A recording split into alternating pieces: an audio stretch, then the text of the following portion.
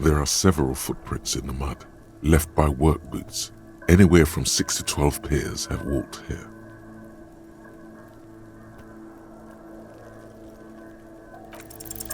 Eight pairs of boots have shuffled back and forth in the mud. Where else have we seen a gang of men in work boots?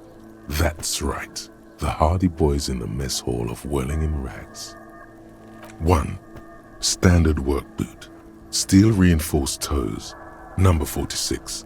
Just like Titus was wearing in his booth, this is the big dick, Titus Hardy, the one with the bald cap on his head. Is it? They didn't even bother to change boots. Putting them on the scene is easy, maybe even too easy. 2. Standard work boot, steel reinforced toes, number 44. Either the blonde muscular guy, Glenn, or the young guy with a plectrum around his neck. 3. Hobnailed work boot, steel reinforced toes, number 43. The inked banger perhaps. 4. Standard work boot, number 45 or 46. Theo, the old smoker. You think you even see a tiny fleck of cigarette ash inside the print. 5. Another standard work boot, reinforced toes, number 44. Same as before. Either the musician, Eugene, or the muscle-bound blonde, Glenn. 6. Light as air.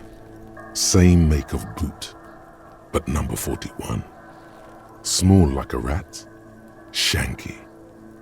You're not bad. It's as if the whole world darkens and the tracks burn in it with strange beauty. 7. The glowing outline of a standard work boot, number 46. The imprints are twice as deep as the others. The weight exceeds 200 kilograms. Fat Angus, carrying something. 8. Another standard work boot, number 44. There's an aberration in the pattern of the sole.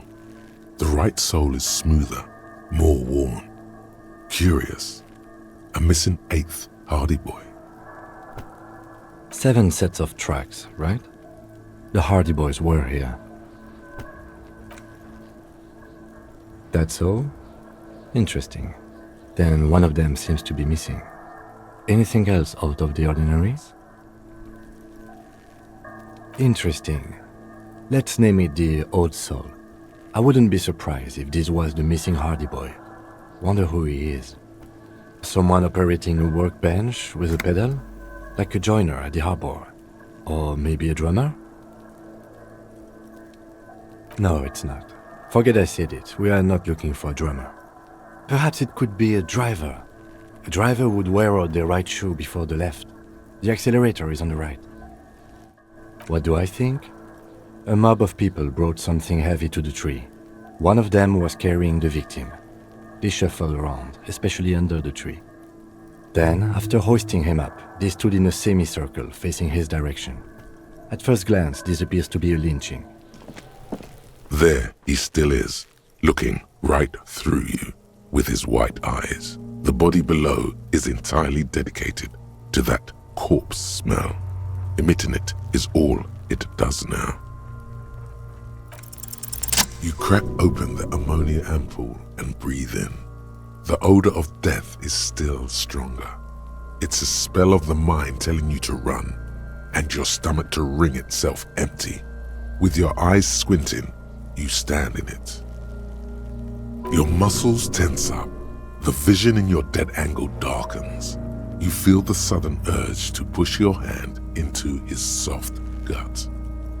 The man before you is naked, but for a pair of underpants and enameled boots. His skin is greenish, marbled with decaying veins and blotched by lividity. A fading web of tattoos covers his chest and shoulders. The cargo belt used to fasten him to the branch above appears industrial in strength. The material appears to be ceramic.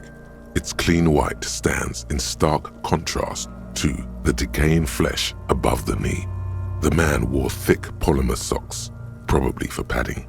A fine array of interlocking plates covers them. Delicate and fragile. They feel alien to the world around you, out of place somehow. They are armor, no boots. Technically speaking, these are sabatons. Ceramic plate, zirconium dioxide, most likely. This is where the make would be. Under the heel, fair weather model T500 VE. I'm guessing that's vitreous enamel.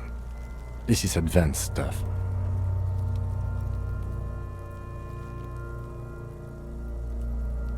Piece by piece, he's been out here for 7 days. It would be odd if they didn't. We should keep a lookout for these species. The armor could yield information. This is one thing he might actually know. Looks like he worked for a private contractor, like Evrard told us. Wealthy, with state ties. This is way above what we have. The cadaver slowly twists on the cargo belt, his torso covered in tattoos and extremities blotched pink and blue. The hangman's knot is pulled tight by the weight of the corpse below. Yellow, hard-edged polyester cuts into his neck. Above, a sliding buckle ties the belt to the branch. Industrial strength, the kind used for tying cargo to lorries.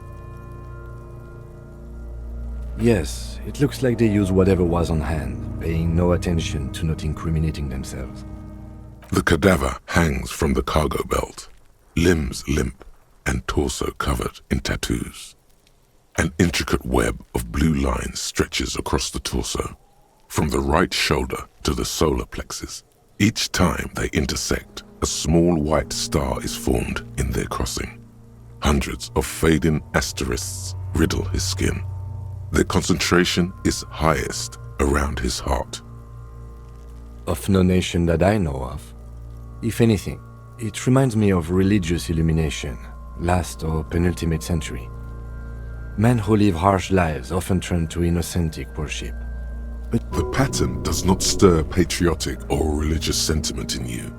What it does is speak to the wounded, limping animal, the male in particular, unable to communicate in anything more than grunts. It's impossible to tell if its advice is right or wrong. So am I. He wears a wide leather belt around his waist and a gun holster under his arm. He takes a thin piece of milled aluminium from his coat pocket and pulls it open. Sounds like a sword being unsheathed. A small lens appears, some sort of camera. Shit, Kuno! What the fuck is that? An instant color camera.